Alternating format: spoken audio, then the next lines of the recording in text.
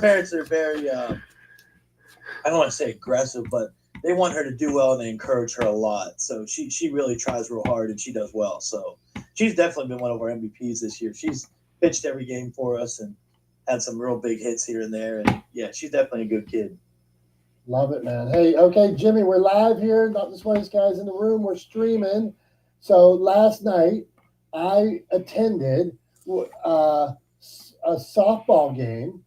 My friend Jimmy's coaching third base, volunteering to coach third base. He does not have a child on the team. His son is now in college and in the reserves, but he wants to help out any way he can. So we went and rooted on his team, and they won their game last night, Tom. So I'm just reminiscing about that. Yvonne, what's going on? We're going to talk about what captivates you today. What makes you buy? What grabs your attention? Looks like Tom has a new hat on today. I mean, I know he probably has a lot of these hats, but is this hat new, Tom? This is a new hat, Tom. Thanks for noticing. My old hat had seen better days, and I got to give a shout out to the company whose hat I'm wearing. It's obviously it's got my logo on it, it's got my patch on it, but it's made by a company named Melon. I really like their hats. Get it, Melon, for your melon. But I really like their hats, and I had a problem with one of the hats that I had from them, the hat that I used to wear all the time, where it kind of started like discoloring, and it just sort of looked dirty, and nothing I could do would get it clean. And so I called them up and I said, hey, here's the problem. What can I do? And they said, did you follow our cleaning instructions online? And I said, yes. And they said, okay, no worries then. What would you like as a replacement? And so they sent me a new hat to replace it. They have a lifetime guarantee. And they said, if you follow the directions, the instructions for the cleaning process, and it didn't work, and the discoloring, like I sent them a picture, they saw the discoloring. They said, yeah, we'll send you a new hat. No problem. So they sent me a new hat, and I put the patch on it. I just got it the other day, put the patch on it, and we're off to the races. There you go. So I'll give you a perfect segue. So as we're talking about today, what grabs your attention? The other day I'm listening to it. I tend to lose sunglasses, and like they'll fall in the ocean, they'll get sat on, I'll misplace them wherever I'm at. I swim in the lake with sunglasses on, whatever. So yeah, Tom, I did buy goggles recently, but anyway. So I heard a commercial the other day, and it said, we will replace your broken or lost sunglasses. And I'm thinking, well, it grabbed my attention. They asked a question, or they proposed a scenario. So to this, what grabs your attention? Here they are realizing a problem. I'm guessing I might not be the only person that has this issue. And they said, we will replace your sunglasses. I think I got to look into it more. Now, could it be a crazy amount of money? Maybe, and it's not worth it for me because they're still going to break. But if they're going to replace them, what do you think, Tom? So is it like sunglasses insurance? No, they are a sunglass dealer. Okay. So part of how people buy razors, where you razor the month. This is like sunglasses forever. So you buy.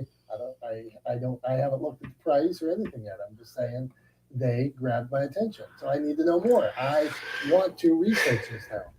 Yeah, I mean, good point. I would say right off the bat, if you can't find your sunglasses, you should probably look to see if they're with your gloves.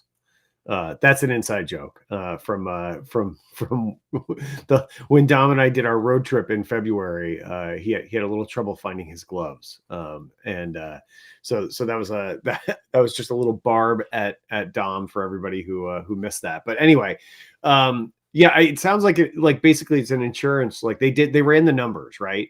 They ran the numbers. They looked at what their cost is versus what the subscription fee is, and they were like, hey, we can still make money as a business if people just pay this like monthly fee and they just get a new pair of sunglasses, whenever they need them, right? They looked at the markup and the costs, and they did the math and the calculations, and they realized, hey, as a business, it works.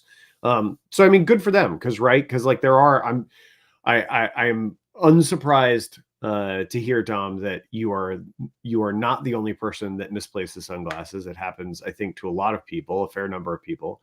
And so yeah, I think it's a good idea. It sounds like it makes sense to me.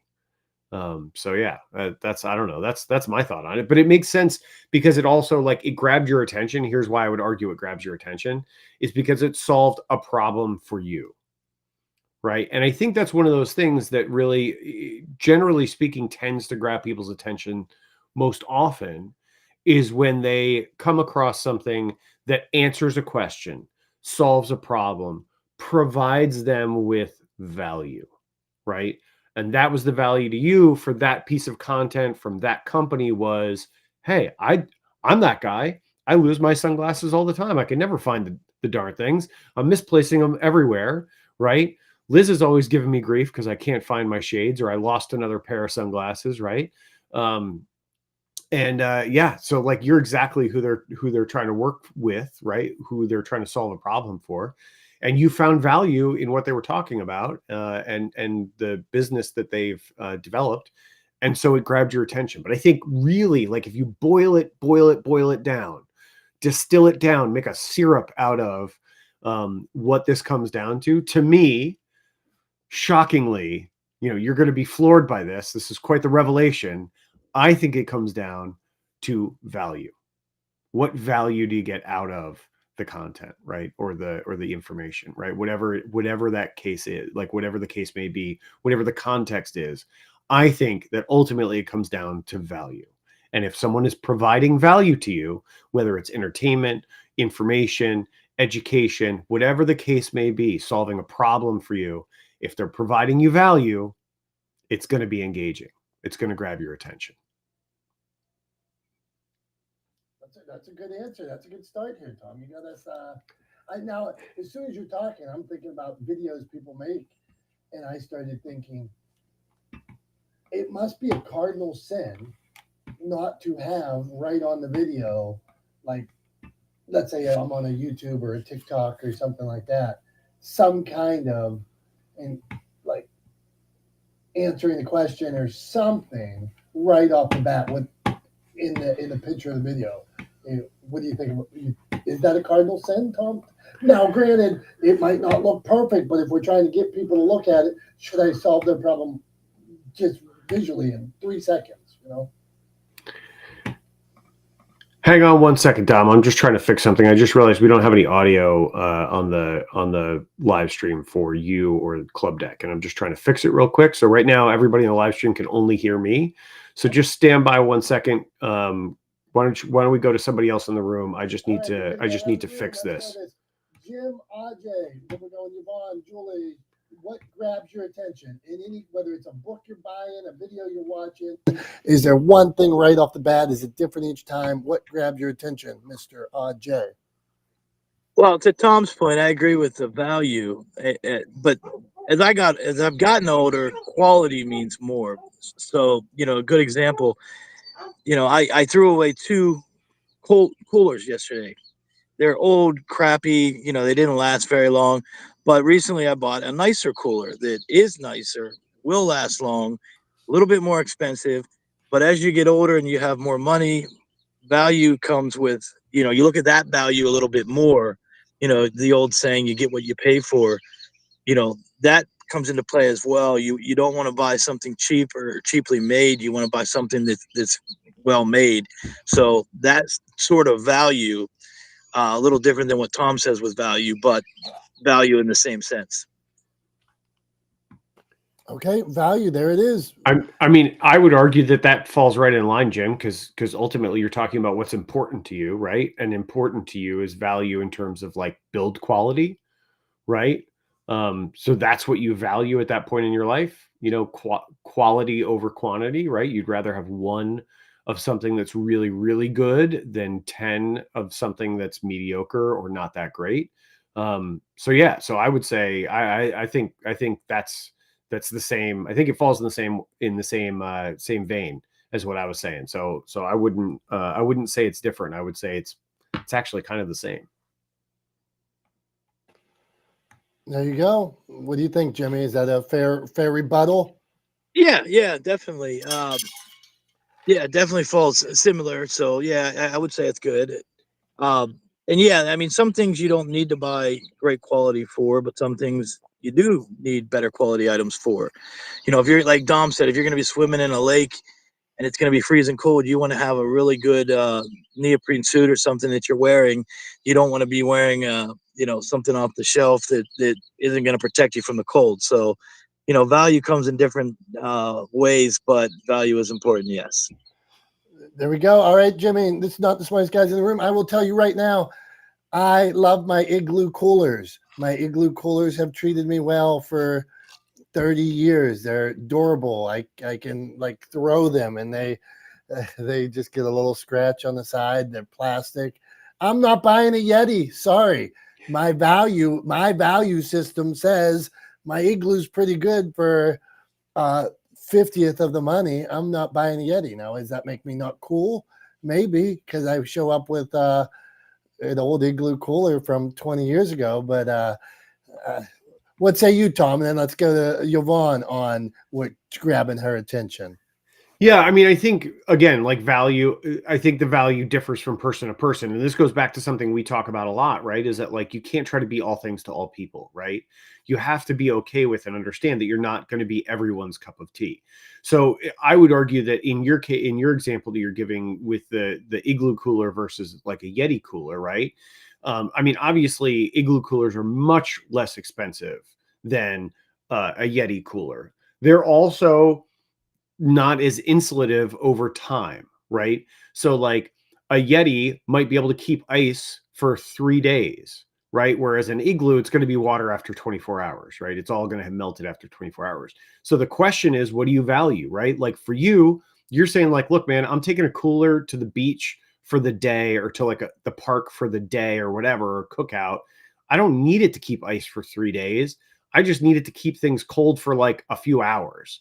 And an igloo cooler does that just fine, right? But if you're going camping and you're going to be out for 3 days and you want a cooler that's going to keep your food, your perishable food from going bad for multiple days when you don't have access to electricity, right?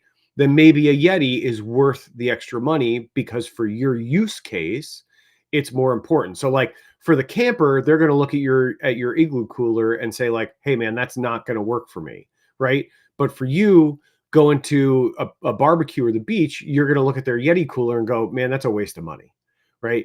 So it all depends on who you're talking to. And you just have to accept that you're not going to be all things to all people. And not everyone is going to drink the Kool-Aid out of your igloo or Yeti cooler.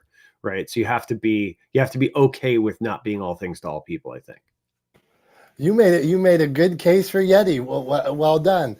But I am not a camper. You're right. I just want to go to the concert for the day, to the Steeler game, and have ice for 4 hours before. So that makes me happy. So, all right. Thank you all for being here. Julie, Howard, Sahar, Sally, Yvonne, Jason, our buddy Jim Ajay, and of course, the host with the most, Tom. So, Yvonne, what makes you what grabs your attention? What is it that captivates you? What is it that makes you read the book, watch the video, push play on a 40-minute podcast?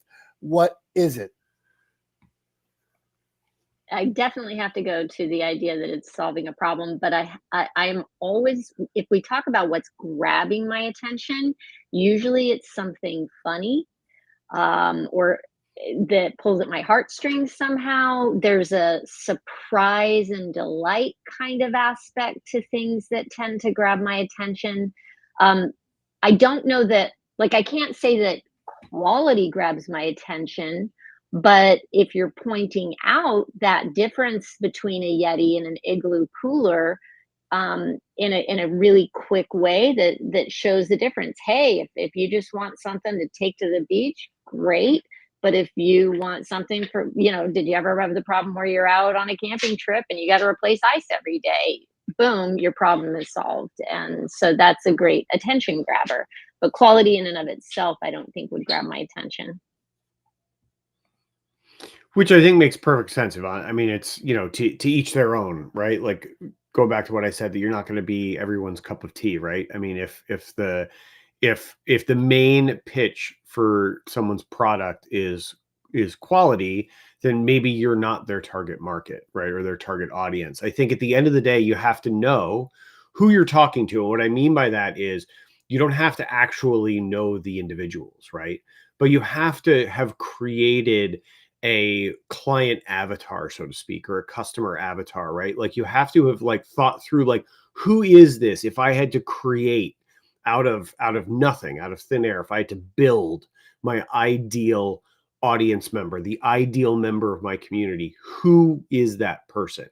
And I think if you do that, then you dramatically increase the odds that when you go to create content, when you go to talk to those people, right, you're going to be creating content for the right person, right, in the right context, with the right messaging, using the right context and tools to grab their attention.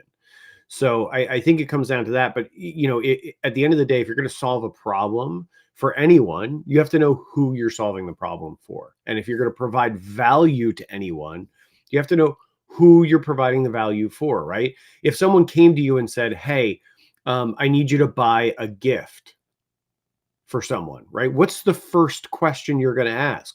Who are they, right? What do they like? What do they need? What's important to them, right? All of these kinds of questions, right? That's what you should be asking yourself when you're talking about creating content or delivering value for your audience. Who are they? What do they want? What do they need? What problems do they have? What can you solve for them? And it doesn't have to be just about your product or service, right? And in fact, I would argue, as I do in Legendeering, that it shouldn't be necessarily about your product and service first, right? It should be about your customer first, what they need, right? So you serve them first, right? You deliver value to them first, and then they reciprocate that value by supporting your brand or your business, and either recommending your products or services or hiring you for them themselves. So that's what I think. But I think, yeah, at the end of the day, you have to know who you're talking to. So yeah, I don't know. Does that make sense, Dom? Did I bring? I think that's a good answer. And I want to ask Yvonne. Yvonne, are you a TikTok user? Not really. I mean, I have an account, but I don't go there very often. I'm on Instagram a lot, and I do a lot of reels. So I feel like there's a similarity there. Why do you ask? I asked that because you said you like humor first. So I'm thinking that the type of content that is on TikTok, the way a lot of the stories are told, lead with humor. So I thought that might be a good space for you to receive your content. But as far as Tom's point, here's her avatar. She likes humor. She that you might be able to, if you're trying to grab her attention, it might be the client like that. It might be leading with humor. So that's all I was thinking about that. Yeah, and I don't disagree with anything you said, Tom. I think that pointing out value is absolutely an attention grabber. If somebody can talk about a problem that I'm having, as to Dominick's lost glasses, you do something, you create a scenario. Oh my God, I've lost my glasses again, or I can't find whatever it is. Or I'm out in the woods and I got to go find ice, that kind of thing. What's actually going to grab my attention is the problem solving, which you mentioned first. And for me, an attention grabber is always, I love humor. It's something that I try to use as often as I can, because I'm talking about a topic that isn't particularly fun to talk about. It's ageism and internalized ageism and how that holds us back. So I try to, when I'm doing reels, I try to approach it with humor and kind of an edutainment sort of style, so that it's more palatable for people to hear something that they may otherwise go, oh, Jesus, I don't want to hear this. Oh, and that said, I'm so sorry. I just realized what time it is, and I have to run, guys. I'm hosting a room. I'm going to follow you. I'm going to make sure I'm following you on Instagram. I may already be, but if I'm not, your approach is something I'm interested in. So thank you, and good luck with the room. Thank you. I'm sorry I have to run. Have a great day, guys. Thanks, Yvonne. Jim, did you have something you wanted to chime in with there, or? Yeah. Hey, Dom, I just sent you a text. My new cooler that I like a lot actually is an igloo cooler, but it's the upper line that holds ice longer, like a Yeti. It's not as expensive as a Yeti and has similar features to a Yeti. So so companies like Igloo offer different types of value based on what you need. So that's something that maybe if you like a certain brand, you may want to look and see what else they offer, because there's something else that could get you excited. Good point. You trust in the brand. I got in at this dollar amount, but I believe in them, and they're selling a higher end model. Maybe I scale up. So interesting point. Tom, go on, my friend. Yeah, no, I was just going to say it's about that time to say thanks to everybody for being here this week. Not to end the room, but just wanted to make sure that we highlight that we appreciate the folks that show up week after week. Jim's here all the time. Jason's here all the time. Howard's here quite often. Brandon and Sally, thank you guys for being here too. And everybody who's watching or listening on the various platforms we're on the internet. We're on LinkedIn. We're on Facebook. We're on YouTube. We are on Twitter, because I refuse to call it X. And we are also on Twitch. And I appreciate everyone for being here, watching, listening, and participating in the conversation. Obviously, if you're here in the Clubhouse room, you can participate very easily just by being asked to come up on stage, and we'll bring you up and you can ask a question, share some knowledge or information with folks. Or if you're watching somewhere else online, feel free to post a comment. Like if you're on LinkedIn, feel free to chime in the comments, ask a question there. We'll do our best to get to them and include them in the show. So thanks to everybody for being here with us for Not the Smartest Guys in the Room. And once again, week after week, making sure that Dom and I are not the smartest guys in the room. We're always trying to live up to the title of the show. So thanks for that. Well done, Tom.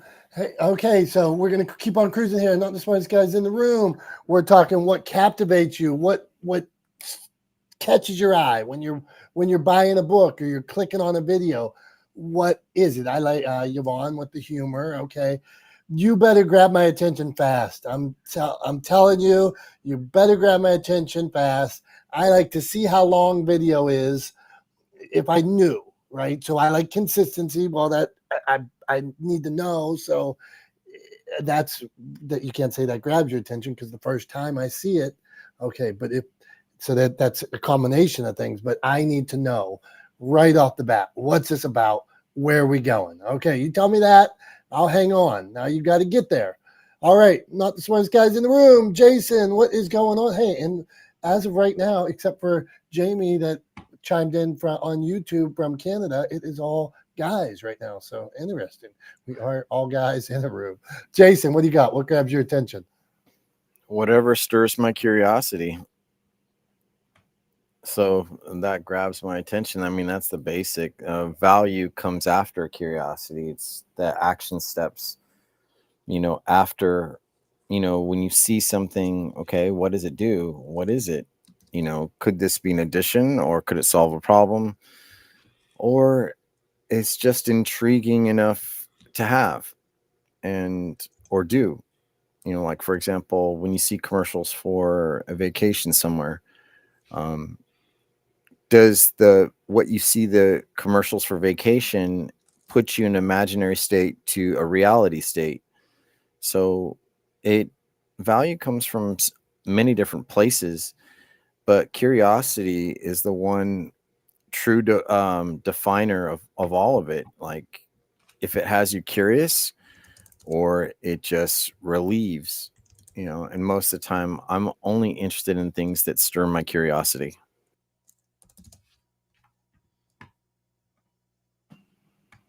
Curiosity, what did they say? Curiosity kills the cat. And here all of a sudden it looks like my camera is all of a sudden on my screen my camera was going weird. Curiosity kills the cat. Yeah, we are on LinkedIn, and I invited some LinkedIn people. I invited people in Clubhouse. So thank you again for being here, Jason. Appreciate you. Curiosity, man. I get it. So all day long that's a good point where you look, I'm interested in that. Or all of a sudden like you want to find something out. So now I just go straight to a video. I'm looking for how to break down a YouTube video into clips. Okay. So now I'm going on who's going to answer my question. I have a question. I'm curious about it per what Jason says. And now who's going to answer it as short as can be. So I start going on. I Google. Then I look for videos. Some videos are too long. I don't have that much time. Okay. Then I find a shorter one. Then I play. So Jason, is that the process? That's mine. Something like that. I just wanted to add, hey guys, thanks for your support on my hashtag daily walk 30, reels and posts. I do appreciate it. So hey, we got you, man. Least we can do around here is support each other.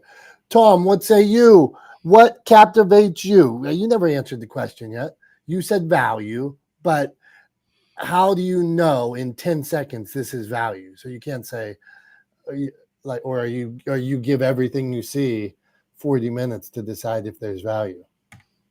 Well, I mean, I don't give a 60-second video 40 minutes to determine whether or not there's value, Dom. I mean, I generally, like most of us, can make that determination relatively quickly, right?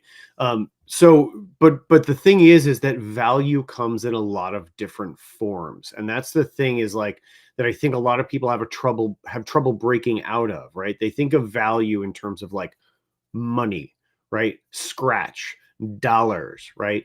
That's how they think of value. But value comes in a variety of forms, right? We're not talking about monetary value necessarily. So when I look at something, when I see something come across my feed, whether or not I'm going to continue watching it or listening to it or reading it, whether or not it grabs my attention, is actually sort of how the very beginning of it is positioned. Is it positioned to deliver to me? Am I the kind of put first as the audience? Am I put first in the communications, or is it about them? Right? Like there's nothing you can do to get me to scroll away, click away, move away faster from anything you put out than to make it about yourself. Right? Especially if I don't know you. Right? If it's somebody I know, maybe I'll stick around. But if it's somebody I don't know, if it's a stranger or a business or an organization I'm unfamiliar with, there is nothing you can do or say that will make me move on faster than if the first thing if you start the content with, whether it's written or video or whatever, the first thing out of your mouth is about you, right? We blah, blah, blah, blah, blah, blah, blah. Like, nope, I'm out. I don't care because I don't even know who you are, right? Like, it doesn't make any difference to me how great you think you are if I don't know who you are and I don't have any reason to think you're great myself. So that's one of the things that I think people really get wrong. So ultimately for me, when I know something is going to deliver value is when I know that they're putting the audience first, right? When you put the audience first, that's when you know that they're likely to bring some value to things. So that's that's what I think. That's what I look for in communications, whether it's written or video. But we were talking about TikTok or Reels earlier, right? With short form video content. Ultimately, what I look for is it about the audience? First and foremost, is it about the audience? And if it's audience first, I'm going to stick around and at least give it a chance. But if it's all about you, probably not. Probably not. That's fair, man. I appreciate that. I have a platform. Me. So on a platform that I have called Motivation Champs, where we try to share inspiration, positivity, and smiles every day. So people will share that their kid got an A. People will share that a sunset. People share all kinds of content. So really, it's seldom about me. So the goal is for everybody. You have something positive, come on over to Facebook. It's called Motivation Champs. You have something that lifted your spirits, whether it's a quote, a video, share it there. Now, I say this, but some people will come on and it'll be about their business. And I'm like, hey man, if you want to share something, come on over. If it can inspire the masses, bring it on over, And every time it's the same thing of something about the business, something about the business, something about the business. I'm not sure how I wasn't clear. And then sometimes other times people come on that have never posted anything. And it's like, vote for me in this contest, vote for me in this contest. I'm like, come on, man. So that does depress me. I hear what you're saying. And our friend John Jay will say he never, in his radio show and podcast, he never puts names in the description. So we're going to go on to Steven. Steven looks like he's got some, I'm looking at a profile picture.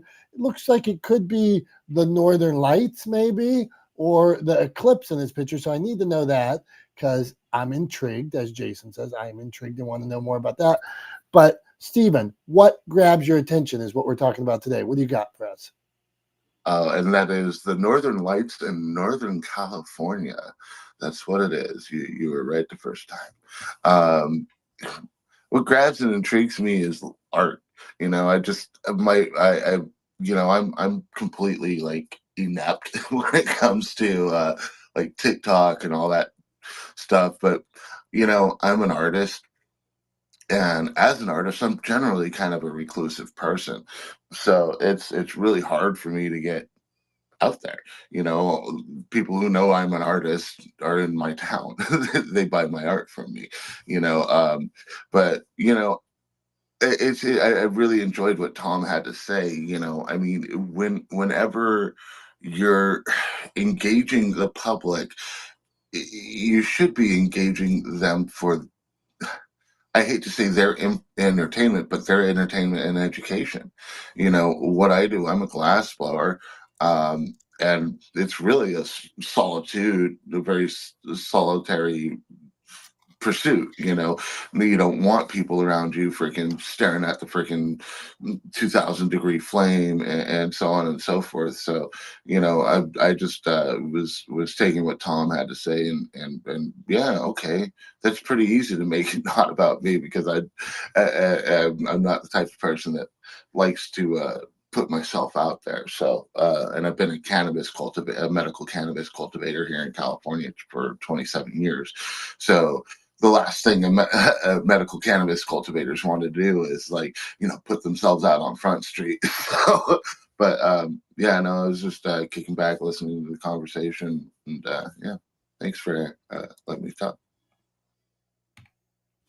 Thanks for sharing that, Stephen. Yeah, I think, look, like I said before, I think value comes in all kinds of forms, right? So sometimes it's entertainment, sometimes it's information, sometimes it's education.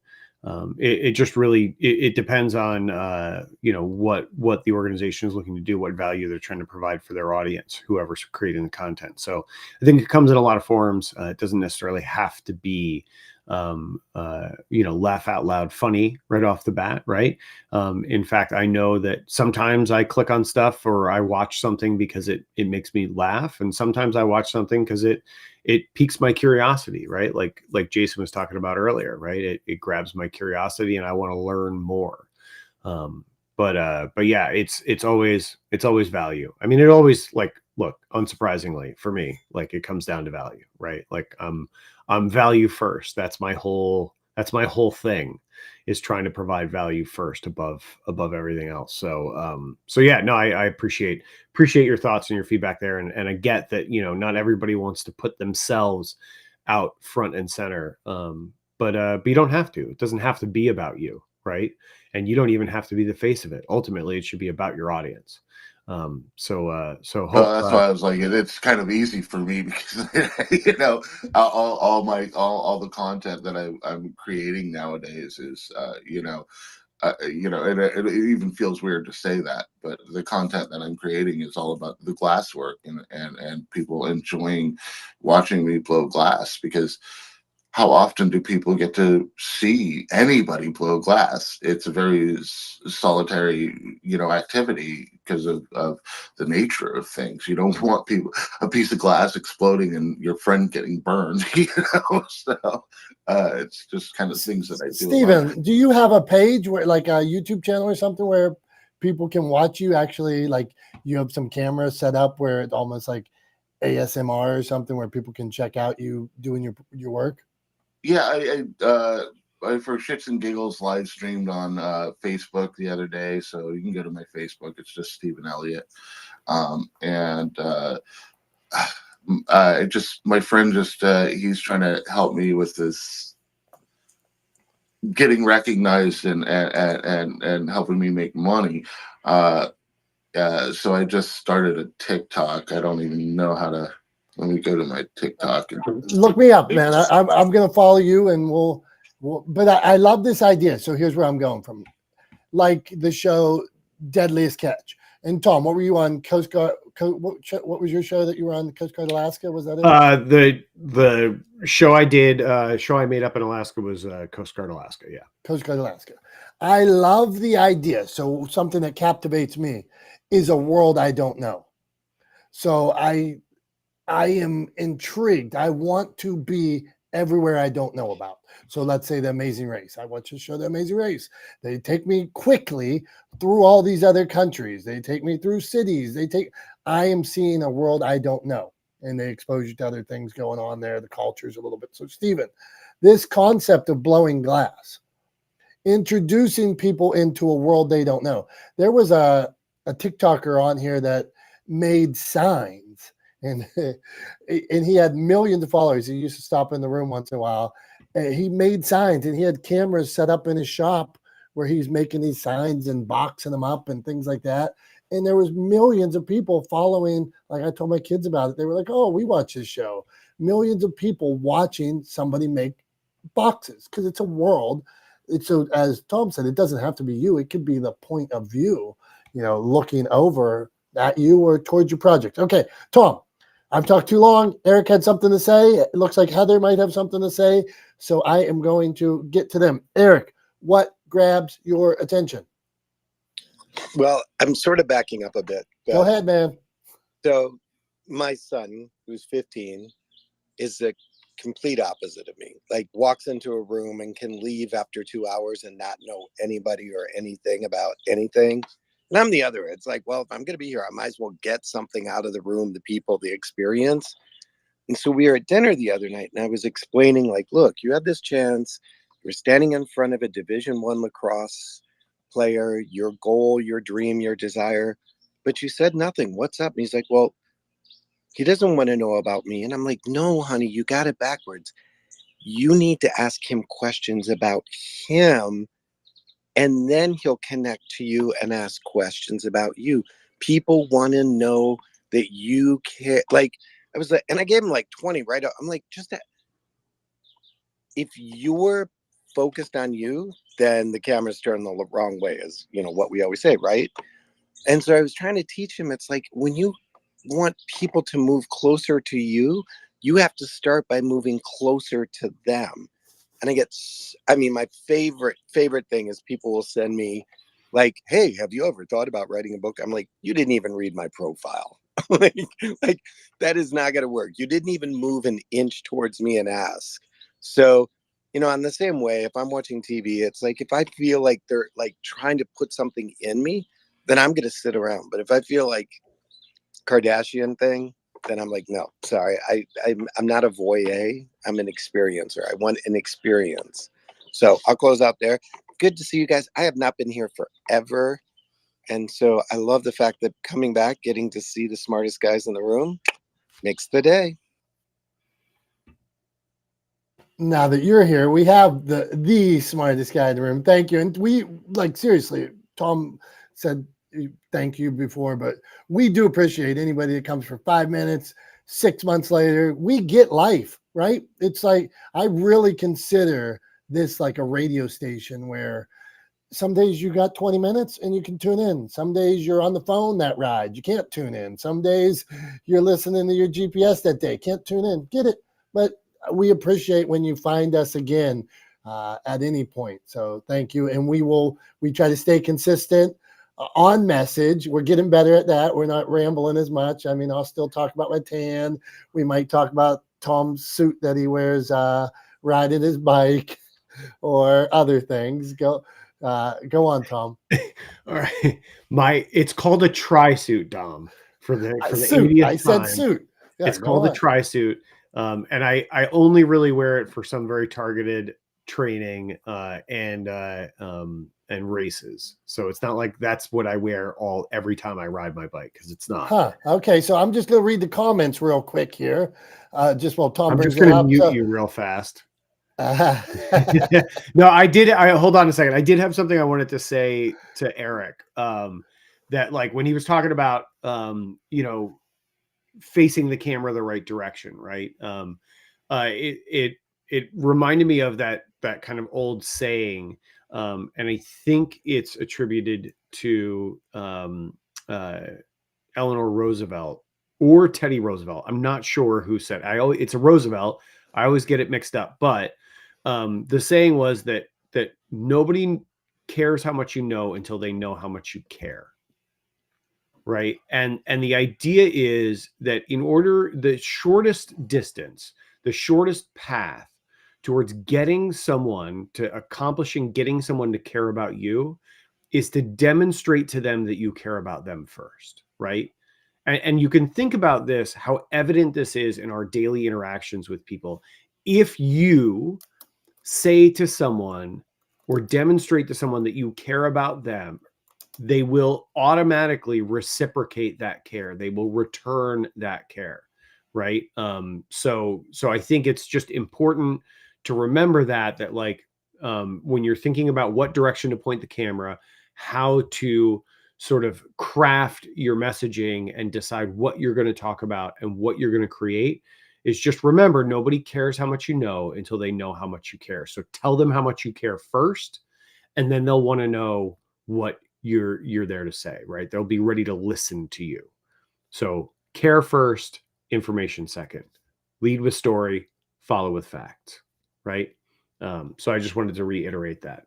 And Dom, I think now we're a couple of minutes late, but that's okay, because I was late getting here this morning, because we had for everybody who doesn't know, my wife and I are very rapidly approaching her due date for our daughter. And we're 4 weeks away from the due date as of today. And so we were at a doctor's appointment this morning, and I was a little bit late getting back, hit some traffic on the way back, and standard doctor's office stuff, right? They were late calling us back. We were there early. They were late calling us back. We had to wait a little bit. So anyway, it happens, right? But we were a couple of minutes late. So we're a couple of minutes late getting to show and tell. So I'm curious to see what Dom has to share with us today. And if you're not watching on video, now is the perfect time to jump over to one of the video platforms we're on, so you can see what show and tell Dom's going to share with us. So Dom, what do you got?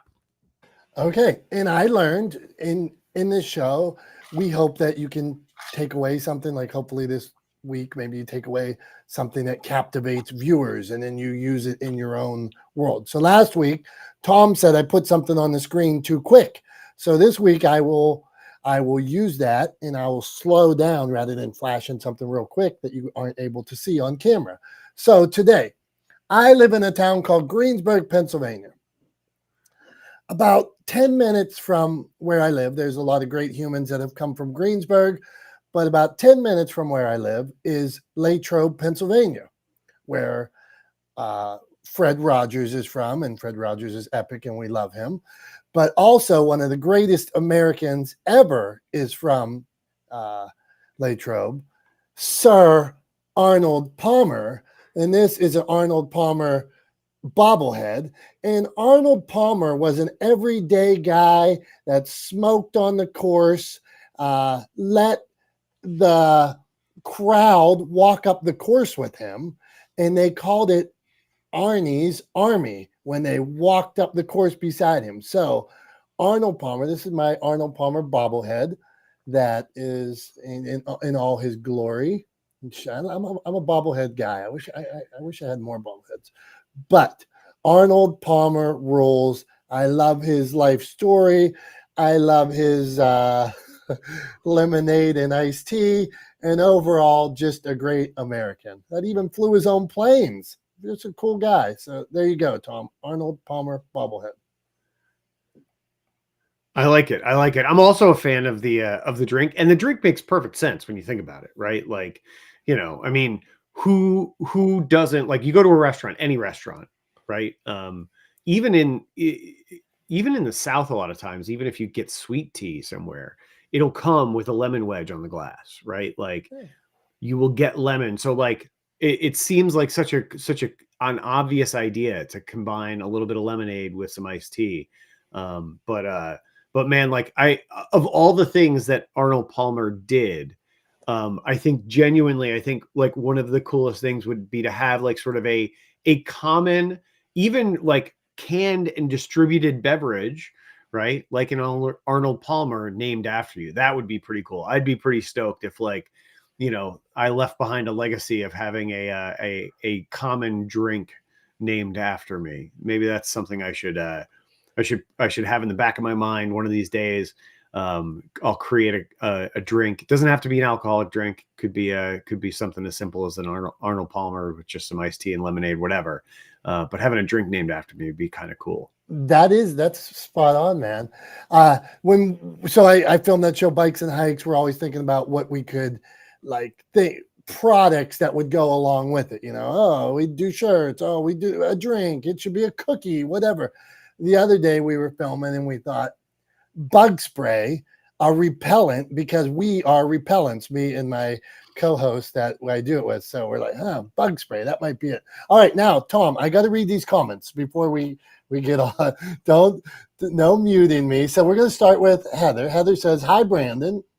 Then I'm reading Clubhouse comments. Anytime if somebody wants to comment on LinkedIn, we'd love to have your question. Heather says, Arnold Palmer is my favorite drink. Well, she is wise.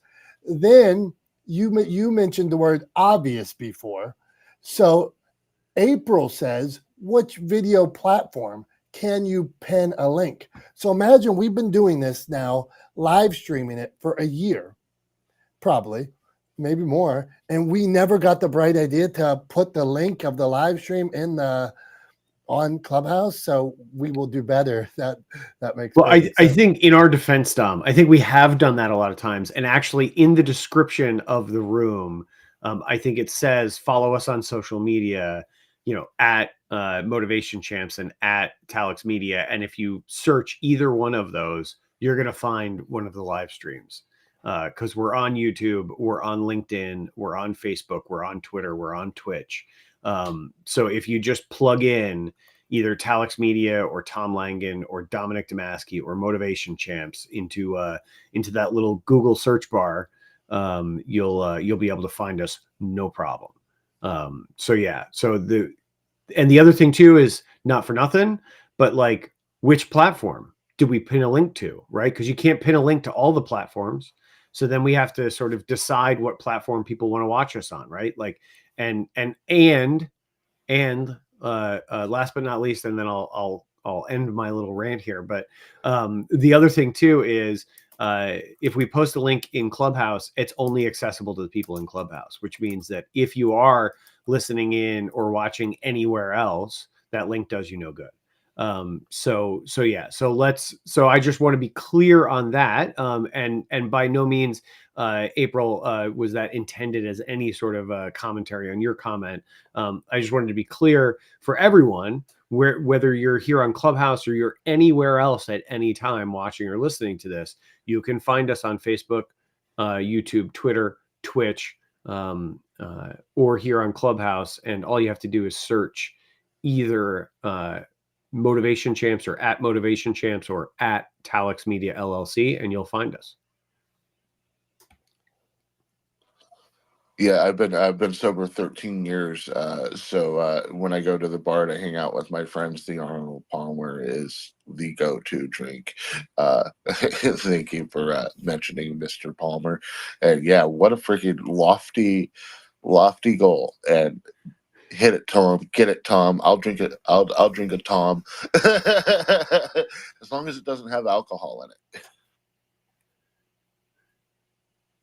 There you go. I appreciate it, Stephen. I'll keep working on that. I'll workshop the name a little bit because I think a Tom is maybe not great. It could be a Tom Langan. I don't know. I had a nickname for a long time. A bunch of friends of mine used to call me LJ because they all knew my dad. Also, my dad's name is also Tom Langan. Although I'm not a junior, we have different middle names. But they called me LJ for Langan Jr. So an LJ maybe has Is a it little bit Tom of or ring to it. Thomas? Say that again, Stephen. Is it Tom or Thomas? Because a Thomas Langdon, that sounds like a pretty good drink. There you go. Well, yeah, it is. My full name is Thomas, but I go by Tom. So yeah, I don't know. Something I'll work on. I gotta workshop it. I gotta come up with some ideas. What do you think, Dom? I say ask ChatGPT, and you'll get some answers for you. All right, hold on here. Now I got to finish these comments here, Tom. I just want to keep something wants me to keep reading these, so I got to go through. So, okay, April, which platform? But if she's on Clubhouse, it would make sense because she's listening there. So, okay, Brandon says, hi, Heather. Jim Aj says, catsuit. I wonder what he means, catsuit. So, okay. Steven sounds like he's confused. Yeah. Steven is sharing his TikTok with us. It is Rebel Stoner 5. REBELSTONER 5. Let's give this guy a follow over on TikTok. Help him out. He's guys sharing his story. He's trying to figure out how. So let's follow him, see what he's got going on. So, Tom, what do you say, my man? Are you ready? You ready for a wrap up, or have I caught you by surprise? No, I think we could wrap it up. I think basically, if I think back on what we talked about, and even just, as we tend to do before we, at the beginning of every week, we tend to trade some emails back and forth, looking at what we're going to talk about in this week's episode, in this week's show. And, this week we talked about, or we, went back and forth about what grabs your attention, what engages you. And I think for me, as I've said kind of throughout, it all comes down to providing value. And so I just want to share a quick little sort of story, a little anecdote about that. So I was fortunate enough over the course of actually writing my book, Legendeering, I was fortunate enough to get to know a woman who ultimately, became a bit, was a bit of a mentor for me, and is an incredibly inspiring person. Her name is Geraldine Laybourne, and she's the former president of Nickelodeon. You might have heard of them. If you grew up in the 80s and 90s, you've definitely heard of them, right? They were sort of the preeminent children's channel of the day and on cable, right? And one of the things that Jerry told me was, in the course of a conversation we had, she told me that when she first started at Nickelodeon, they were kind of a loss leader for their parent company, right? They were about $5 million, I think, in the hole, in the red, and they were not long for cable. They didn't think that they were actually going to stick around. They didn't see the longevity in it. They were a sinking ship, so to speak. And relatively early on in her tenure at Nickelodeon, Jerry ended up moving up to becoming the programming director.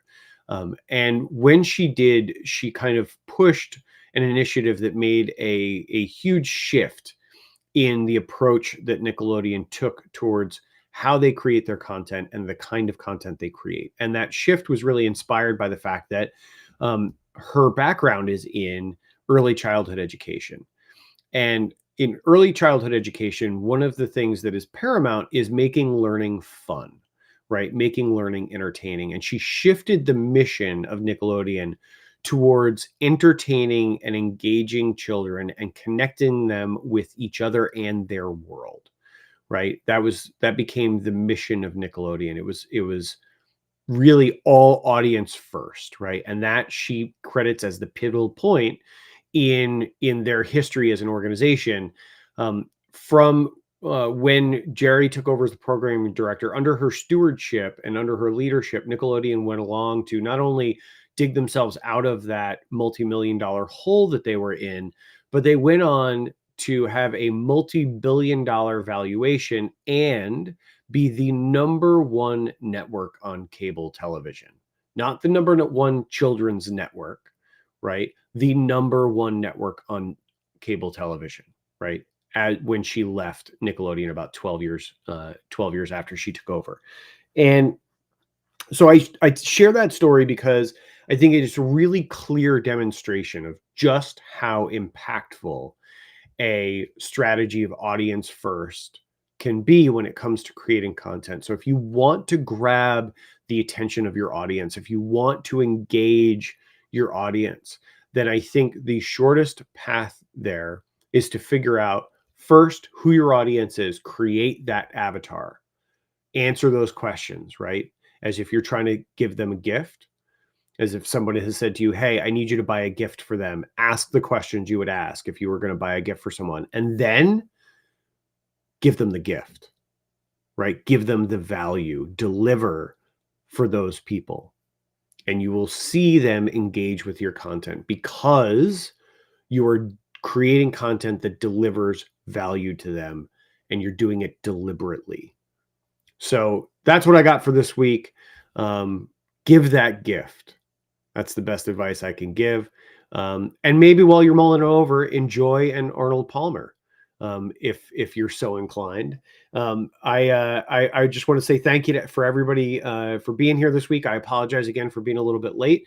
It was unavoidable, but I appreciate everyone being here nonetheless. As always, I appreciate my friend and co-host Dom for holding down the fort, starting the room on Clubhouse without me, and being patient with my tardiness. Thanks so much, Dom. Even though you did manage to sneak in the catsuit comment, I knew that's where you were going to. I mean, come on. You weren't hiding anything from anyone. But yeah, appreciate you, Dom, and appreciate each and every one of you for being here with us every week. Appreciate you for listening, participating, asking questions, sharing your knowledge and advice, and making sure that we live up to the title of this show. By being here, you ensure that Dom and I are not the smartest guys in the room. Until next Wednesday at 9:30 a.m. Eastern, I hope everyone has a great rest of your week and a beautiful weekend. Enjoy, take care, deliver some value, and engage people with your content. Until next Wednesday, we'll see you guys soon. Love you. Thanks. Bye-bye.